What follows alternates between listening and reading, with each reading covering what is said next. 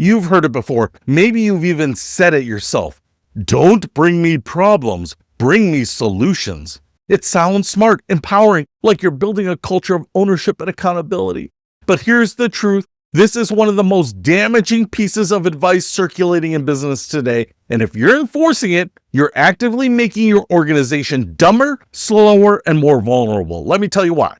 The rule goes like this. Employees shouldn't surface problems unless they've already figured out how to fix them. The thinking is that you're encouraging people to be proactive, to think critically, to take ownership instead of just complaining. And on the surface, sure, that sounds reasonable.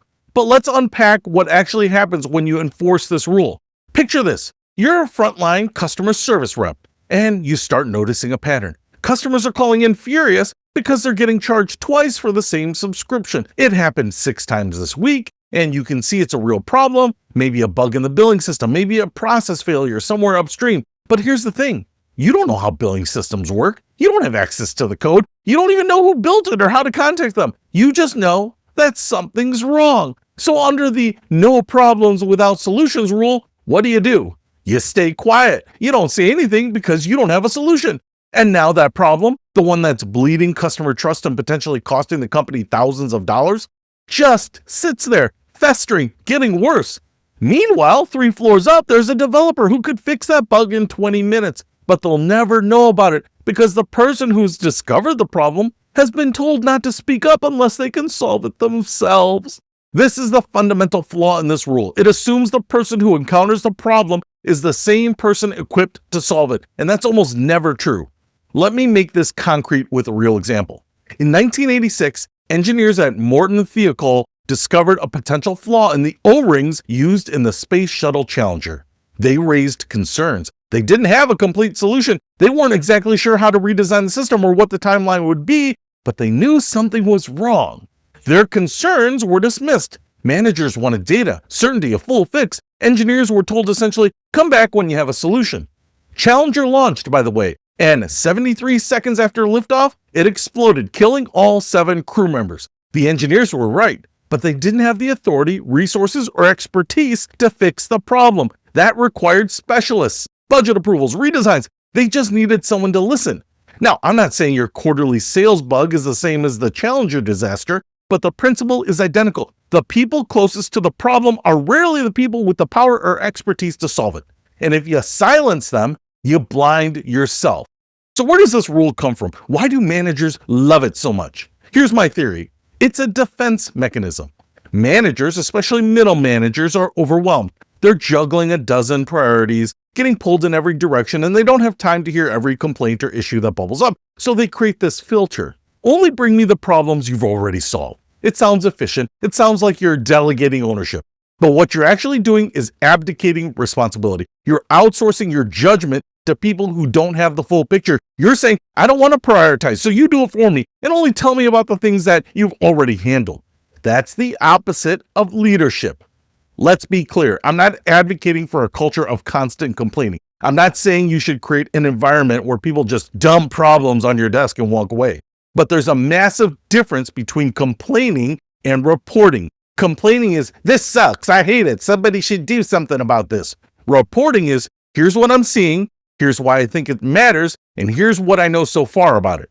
One is whining, the other is intelligence. And if you shut down reporting because it doesn't come with a solution, you're cutting off your organization's ability to see what's actually happening.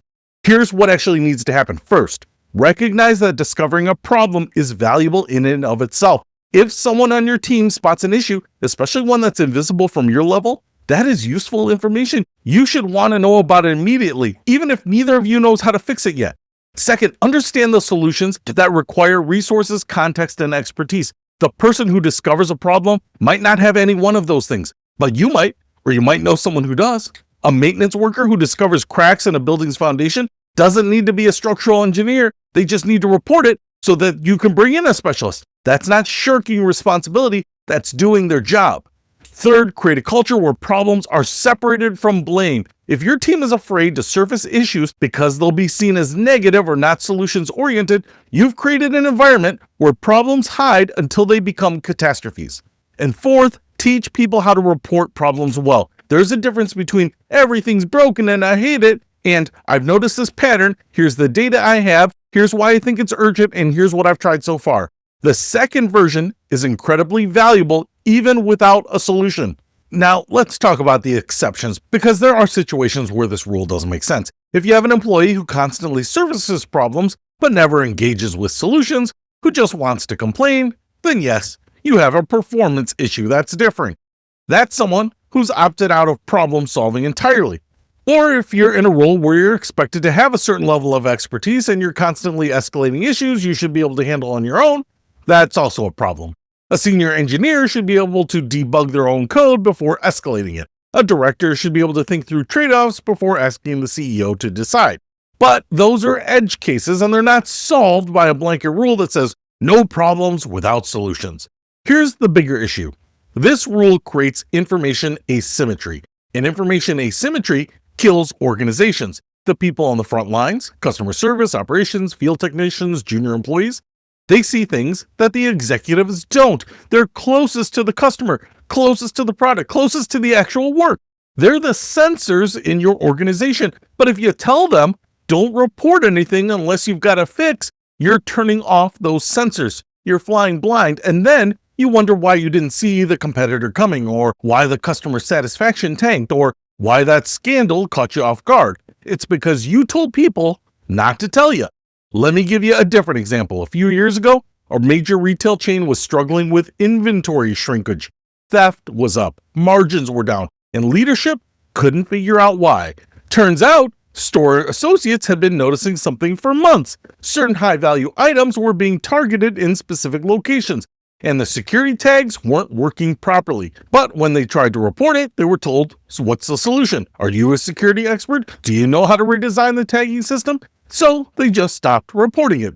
Eventually, the company hired an external consulting firm, spent hundreds of thousands or maybe several $1,000,000, and that firm discovered exactly what the store associates had been saying all along. The associates didn't have the solution, but they had the problem, and that problem was costing the company millions of dollars. So what should you do instead? Make it safe and easy to surface problems. Reward people who spot issues early on, even if they don't have an answer yet. Create a process where problems get routed to the right people, not just suppressed. And stop treating problem identification as a burden. It's a gift. Someone is handing you the opportunity to fix something before it gets worse. If you're a leader, your job isn't to shield yourself from problems. Your job is to solve them, and you can't solve what you don't know about.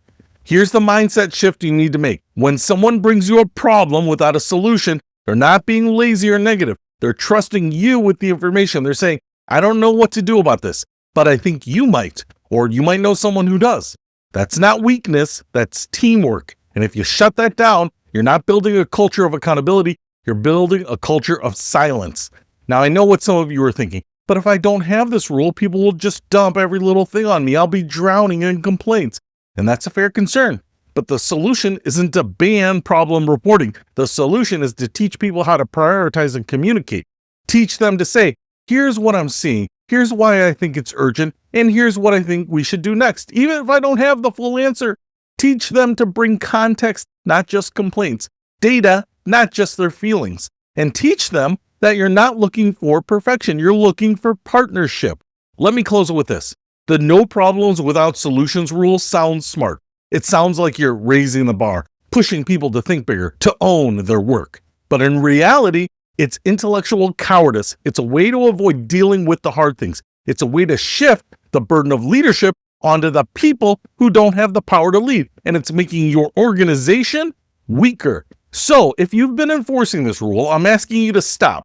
Create space for problems to surface. Build a culture where intelligence flows up, not where it gets trapped because someone didn't have a perfect answer. Because the fastest way to solve a problem isn't to wait for the perfect person with the perfect solution to appear. It's to get the problem out in the open where everyone can see it and where someone, anyone who knows how to help can step in. That's how great organizations work. And that's how you become a leader people actually want to follow.